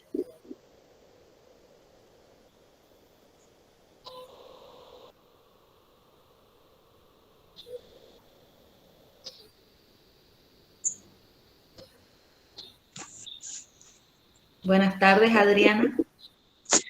Buenas tardes, disculpen. Sí, como acaba de decir la que participó, también sería bueno para capacitarnos y así poder, porque yo estoy en una sala de 4 y este año fue una experiencia nueva, estar casi durante todo el año con ellos y como ellos están con la lengua materna, la comunicación es complicada, ¿no? Ya llegar a ellos, porque ellos te quieren comentar cosas, sus vivencias y para llegar a ello, si no está la hada, ¿cómo solucionarlo, ¿no? Por ahí estaría eso bueno de que también haya una capacitación o sería, aunque por toda la sala tenemos escritos palabras así, que ellos las repiten muchos, ¿no? O concretas así para poder comunicarnos con ellos. Ese sería mi aporte.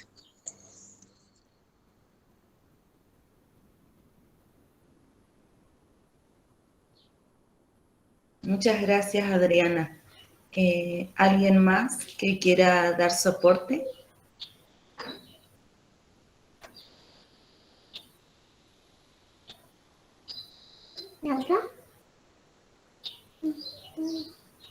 Bueno, para continuar, como sabrán, mi nombre es Julia, pero acá todos me conocen por Julie. Y en particular, mis abuelos, mis abuelas, a mí no me llamaban Julie. Ellos no podían pronunciar Julie, me decían Jolie. Ese era mi nombre para mis abuelos. Al no poder pronunciar la U, ¿sí? Como todos me decían Julie, ellos me decían Jolie. Ese era mi nombre para ellos. Y otro de los que me acuerdo cuando era niña, la letra que no podíamos pronunciar nosotros era la F. Cuando íbamos a la escuela, poder diferenciar el fuego con el juego. Para nosotros, el fuego era juego. Así lo llamábamos desde nuestra casa. Escuchábamos decir el juego. Nena, a traer la leña para hacer el juego. Y con esa expresión, ese lenguaje, nosotros íbamos a la escuela. Y ahí nos corregían, no se dice juego, es fuego, con F. Y así nos iban trabajando. Nosotros pudimos aprender la diferencia, pero a nuestros abuelos no le corregíamos la palabra, porque sabíamos que en nuestra casa se hablaba de una manera, ¿sí? Cuando ellos me decían Jolie, atendía a su llamado, porque sabía que esa era la pronunciación de mi nombre para ellos, y yo me identificaba con ellos de esa manera.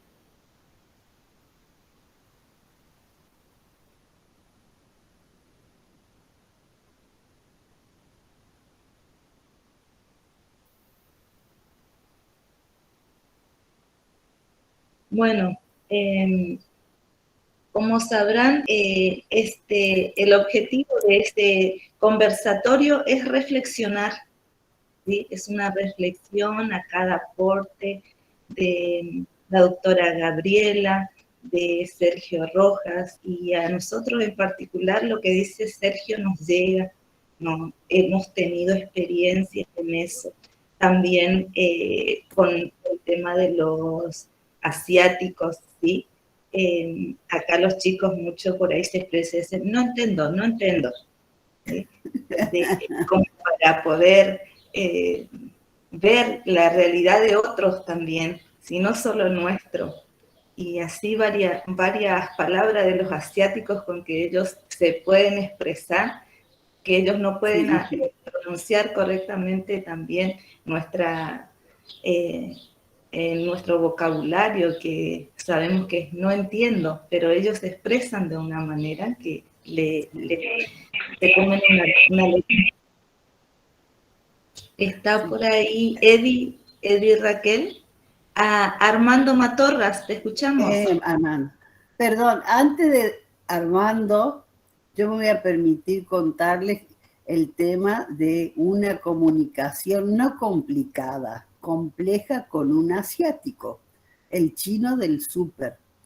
Resulta que voy a buscar algo X, bueno, y yo sufro de hipoacusia. Entonces imagínense el acento del chino, mi hipoacusia y el barbijo de por medio. Era una comunicación totalmente loca, porque ninguno de los dos lo entendía al otro. odié al barbijo, no, ni al chino ni a mi Jacuzzi, al barbijo, pero ese no entiendo, ¿viste? Bueno, nada más de esas situaciones comunicativas que nosotros no pensamos que a los niños les pasa algo, puede pasarles algo similar. Bueno, nada más que eso. Armando, te escuchamos.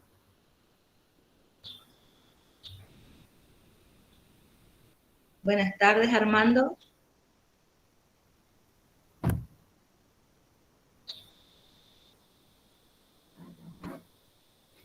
Marina Vanessa Barrientos también. No, Armando no se te escucha. Perdón.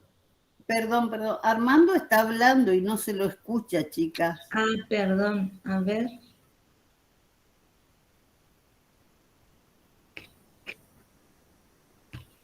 No escucho.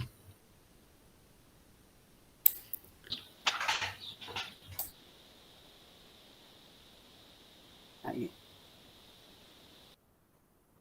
Ah, ahí se fue.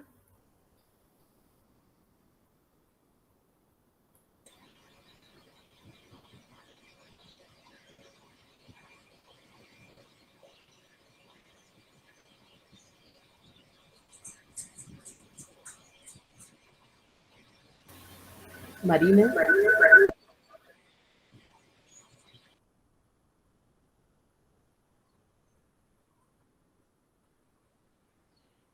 ¿Puedo tomar la palabra?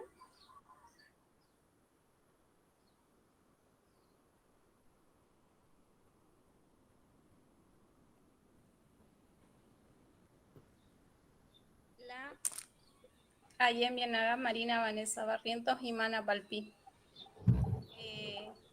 Soy licenciada en enfermería de Colonia Aborigen del territorio ancestral Napalpí. Y bueno, justamente es complejo y desde mi historia yo digo cuál sería mi lengua 1 y mi lengua 2, porque yo en realidad no tuve la oportunidad de aprender mi lengua materna, pero justamente por una imposición que estaba prohibido hablarla. Como cuenta Juliana, en nuestras familias nosotros toda esa interculturalidad acá en el territorio está tan vigente, tan viva, pero no hablamos la lengua. Y por ejemplo, yo en mi primer grado, cuando inicio primer grado en la escuela, a mí no me salía leer la.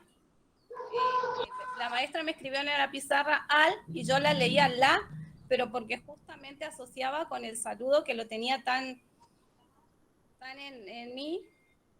Y bueno, vengo de familias que como reducción de indios Napalpí, también tengo raíces guaraní y vilela. Entonces todo ese acervo cultural desde mi familia, desde esas prácticas, no hacía la lengua porque no estaba permitido hablarlo. Entonces yo crecí entre aprender toda esa diversidad familiar más el castellano que era, y me cuesta hasta hoy en día, yo digo, a mí me cuesta un montón. Vuelvo a trabajar a mi pueblo y trabajo en salud y realmente la patologización de nuestros pueblos originarios es increíble, porque si nos manejamos por la regla hegemónica o biologística y todos tenemos, sin tener en cuenta estos detalles que realmente son importantes a la hora, y justamente por ahí escuchar a un francés hablar o equivocarse no es tan gracioso como que un indígena se equivoque. Entonces nosotros tenemos esa doble estigmatización justamente por eso, y la educación o la escuela fue un gran impositor de eso. Entonces repensar esas prácticas en el aula para garantizar justamente, y nosotros acá qué situación estamos viendo como grupo de trabajo con los docentes bilingües, que realmente en los territorios aledaños hay niños hablantes. ¿Y qué va a pasar con esos niños si no tienen maestros que los guíen en su habla? Porque se le estará quitando derecho, no solamente el derecho a la educación, sino a la propia identidad, y va a haber una diserción escolar muy importante, porque hubo un proceso de 30 años de salvaguardar las lenguas. Y bueno, hoy por hoy una identidad bien presente y viva en nuestras lenguas.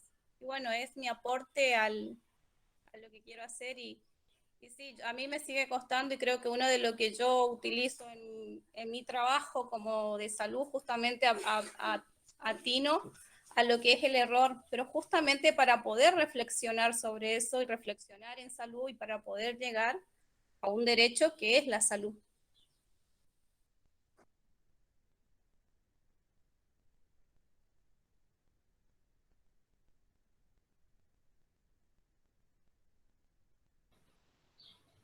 Muchas gracias, hermana Vanessa Barrientos.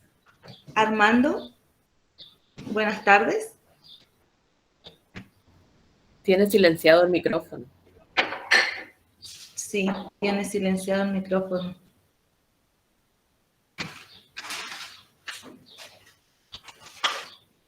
Ahí puede ser. Hola. Ahí está. Sí, buenas tardes, Armando. Ahora recién podemos escuchar. Sí. Sí. Nuestro idioma wichí es Unaj. Buenas tardes. Y aprendí la de ustedes, el TOBA, en el Instituto Terciario Saipeña, en tiempo de Germán Boynissen, en COM. ¿Cómo están? Quería contar como experiencia nomás en mi primer contacto con el castellano. Fue en aquel 79, en primer grado, solo edad de 10 años. Como indígena me encanta muchísimo el aprendizaje, ¿no? Recuerdo. Y bueno, siempre le pasa como se contó, las estigmatizaciones, pero bueno, cuando uno llega a cierta edad, ya el fruto sería el aprendizaje, ¿no? La apropiación del castellano, más lo nuestro, el castellano que te sirve para la vida, para la comunicación, para el trabajo. Y eso un poco de experiencia. Y ahora en la escuela, en la institución, yo trabajo en la web 52 a cargo de quinto grado. Inculcamos muchísimo el castellano. Hay horas cátedras para el wichí. A esa escuela privada que trata de adaptar la modalidad EIB. Entonces se trabaja la lengua wichí lengua castellana desde el primer ciclo, con muchas horas de lengua wichí en primer ciclo, y el castellano sería como horas cátedras. Y a partir del segundo ciclo, quinto hasta séptimo, ya pasaría como horas cátedras en lengua wichí, y la clase generalmente ya es en castellano. Por esa razón, el maestro bilingüe que está frente de los alumnados, que es 100% wichí, hay 2, 3 criollitos integrados, ¿no?, que van a la escuela. Uno tiene que inculcar muchísimo como docente el castellano, porque el tema que tiene que saber bien el castellano, ¿no? Por supuesto que los chicos tienden a conversarte, a pedirte permiso en wichí, pero uno inculca muchísimo el castellano. Siempre habrá erróneas, pero se entiende, es nuestro segundo idioma, ¿no? Y bueno, como dije, el encuentro anterior, cuando tuvo la doctora Virginia Unamuno, le decía que no todos nosotros los maestros bilingües, al menos la área de nosotros, wichí, no tenemos el dominio, ¿no? Muy bien el castellano, y eso con muchas razones yo veo que no ayuda, ¿no? No puede decir debilidad o negativa. Yo puedo decir que podría decirle que no ayuda en esa parte para inculcarle a los chicos en un segundo ciclo en la enseñanza del castellano, ¿no? Y bueno, un poco eso. Y recuerdo, como decía, la parte área com de las letras que no tienen, nosotros también en Wichí no tenemos algunas letras. Por ejemplo, la R no tenemos, pero como digo, aprendemos en la escuela y nosotros nos autocorregimos y aprendemos en la vida escolar, gracias a Dios, en la vida escolar aprendemos en comparación a nuestros ancestros, mis papás, todos eran alfabetos porque antes era diferente, ¿no? Cuando surgió esta ley que no hace mucho, entonces ya hay escuelas, ya hay educaciones bilingües, el fruto es esto, ya hay docentes, hay licenciados, sí, y bueno, es un progreso. Así que un poco es eso lo que tengo para compartir desde el área Wichí, ¿no? Muchas gracias por el espacio, por el momento. Islam, gracias.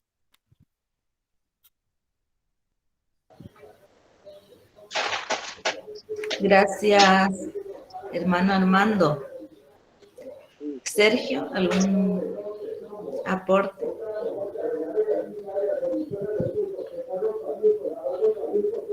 Hola. Sí, se te escucha. Bueno, pues muchas gracias. La verdad que, a ver, me quedo con muchas cosas, obviamente, ¿no? Por sus experiencias, pero a ver, si uno está en Europa, en mi caso, por ejemplo, me tocó sí o sí aprender el francés como sea para poder trabajar, ¿no? Entonces, ese proceso, ese puente, obviamente, fue un proceso bastante duro, podría decir, y también complejo, pero esa es la realidad, ¿no? En la Universidad de Barcelona, cualquier universidad del mundo, si tú quieres trabajar en la Universidad de Francia, pues tienes que aprender francés para trabajar aquí. Pasa con la Universidad de Barcelona, o la Autónoma de Barcelona, tiene que aprender catalán para poder trabajar. Y pasa con las universidades de habla inglesa, ¿no?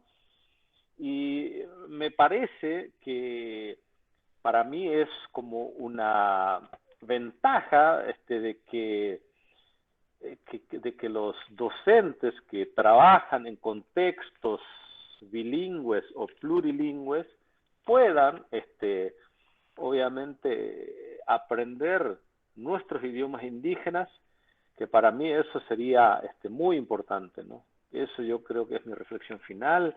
Y bueno, estas cuestiones que tienen que ver, ¿no? de las lenguas estándares, ¿no? A ver, yo he tenido la posibilidad de ser becado en Naciones Unidas, ¿no? Y Naciones Unidas tiene como 6 lenguas oficiales, ¿no? Pero lo más importante allí es inglés, y ya. Y eso ya no sé por qué, pero bueno, es así. El inglés, se trabaja con el inglés, con la escritura, con la oralidad, ¿no? Pero bueno, pues nuestras lenguas indígenas tienen otras realidades, ¿no? Y siempre es importante poder aprender y poder tener esta amplitud, ¿no? Y esta ventaja de poder aprender otras lenguas, ¿no? Y ese es un gran desafío nosotros como educadores, ¿no? Así que, ya, check. Gracias. Ñachik Sergio. También Isabel Paredes.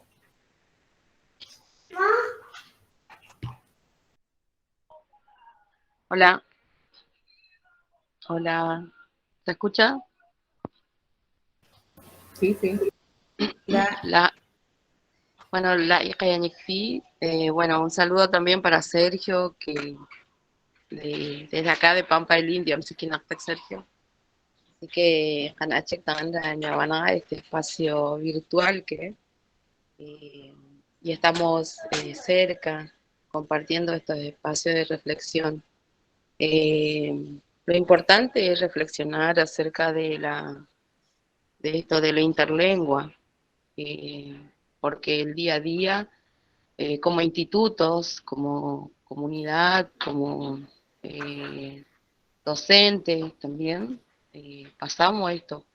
Y por ahí lo que planteamos nosotros, que no sea como un espacio, sino tiene que ser como ya una cultura donde convivimos todos juntos, convivimos el día a día la lengua castellana como la lengua com, pero a ver cómo avanzamos nosotros en ese intercambio, en esa interlengua, en esa interculturalidad, ¿no es cierto? Como docente, como integrante de una comunidad. Nosotros acá en Pampa del Indio somos la mayoría com, casi más del 70% de los que viven en nuestra comunidad son compi. Y muchos migraron en las zonas barriales, periféricas, así que también el avance tecnológico, donde también uno tiene que ir mejorando, insertando nuestra lengua en esos espacios, ¿no? Yo desde cuando por allá en los años 86 entramos con un vocabulario muy pobre, digamos, a un instituto donde que era el CISMA. Y después desde ahí nuestras prácticas docentes fuimos mejorando a través de las luchas y también conociendo nuestros derechos. Así que le animo a todos mis colegas, mis hermanos, también aquel docente criollo también que pueda aprender lo básico de nuestra lengua. Hay muchos docentes que conozco que se jubilaron en nuestras comunidades con nuestros niños y tal vez nunca aprendieron una palabra, ni siquiera el saludo. Y a veces es una tristeza para nosotros, porque nosotros sí lo aprendimos la lengua castellana, ¿no? Bien o mal, pero nos defendemos. Así que un abrazo grandote, hermano, hermana. Chagrata, Yachek. Yachek, Isabel. También está Leonor Acuña, profesora Leonor Acuña. Tiene la palabra en esta tarde. ¿Qué tal? Buenas tardes. Bueno, me metí tarde y no levanté la mano creo que no levanté la mano para pedir la palabra, pero soy capaz porque se me acaba de volcar un vaso de agua, así que soy capaz de haber apretado cualquier cosa para tratar de frenarlo. Pero de todos modos, bueno, aprovecho esto primero para decir que me emociona muchísimo verlo a Sergio, porque sé que está lejos y que hemos intercambiado algunas cosas, algunos mensajitos, y bueno, que también saludarla a Lichi, que siempre es un placer. Si sirve de algo, me gustaría simplemente mencionar en torno a esto que estamos hablando, o que estoy escuchando, que existe la vida de los hablantes y la vida de las lenguas, ¿no? Y que la vida de los hablantes en algunos contextos es muy dura, ¿no? En esto que acaba de sintetizar Sergio cuando dice, esto que dice, que es tan cortito de decir, la Universidad de Barcelona requiere que uno sepa catalán y la Universidad de París requiere que uno sepa francés y la escuela primaria de cualquier lugar del Chaco requiere que los chicos sepan español. Eso que se dice tan fácil es algo a veces que transita entre la alegría cuando uno logra pronunciar un sonido o decir algo o hacerse entender, pero hasta entonces cuánto sufrimiento hay de no lograr hacerse entender o no entender lo que el otro dice, ¿no? Entonces, bueno, en ese lugar pienso cuánta responsabilidad tenemos los docentes, los especialistas y los funcionarios para tratar de que la vida de los hablantes no sea tan dura ni tan terrible, y para eso es necesario que nosotros asumamos más fuertemente la responsabilidad de la planificación de las lenguas, ¿no? Lograr armar la capacitación de los docentes, la formación de los docentes, el material didáctico y sobre todo las descripciones de los niveles que se requieren en cada uno de las actividades que hay que hacer, que se requieren en cada idioma, en cada una de las actividades que hay que hacer. Y eso es un rol muy, muy importante que tenemos, porque en la medida en que los niños y los adolescentes y los estudiantes de nivel superior estén amparados, estén dentro de un marco que nosotros definimos con claridad, todo es más fácil, menos duro, porque hay una meta que está claramente definida a dónde hay que llegar. Perdón, hice muy largo, capaz que metí la pata cuando levanté la mano, si es que la levanté. Mando muchos saludos y agradezco la oportunidad de estas reuniones magníficas. Muchas gracias, profesora, por su aporte. Bueno, vamos a ir cerrando este conversatorio. Doctora Gabriela, ¿algo que agregar, algo más que reflexionar? No, simplemente agradecerles a todos, a todas, a cada uno y a cada una por la presencia y por justamente seguir reflexionando y llevándonos a cada lugar, como decía la profesora Acuña, finalmente los contextos y la apropiación de cada uno de la lengua es lo que cuenta, ¿no? Y bueno, poder derribar esas barreras que las sociedades nos imponen, las sociedades y bueno, los contextos dominantes a veces, ¿no?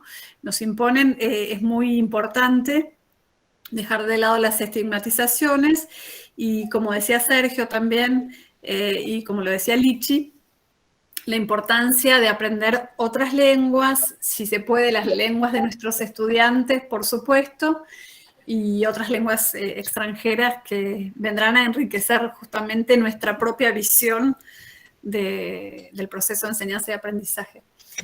Muchas gracias y bueno, hasta muy pronto seguramente. Muchas gracias, doctora Gabriela. Sí, el próximo encuentro se estaría dando el día martes 2 a las 18 horas. Así que muchas gracias, doctora Gabriela, profesor Sergio, a Paola, a la señora Guadalupe Mendoza de Plurilingüismo. Muchas gracias a todos los que hemos podido estar en esta tarde compartiendo este conversatorio. Así que, dale.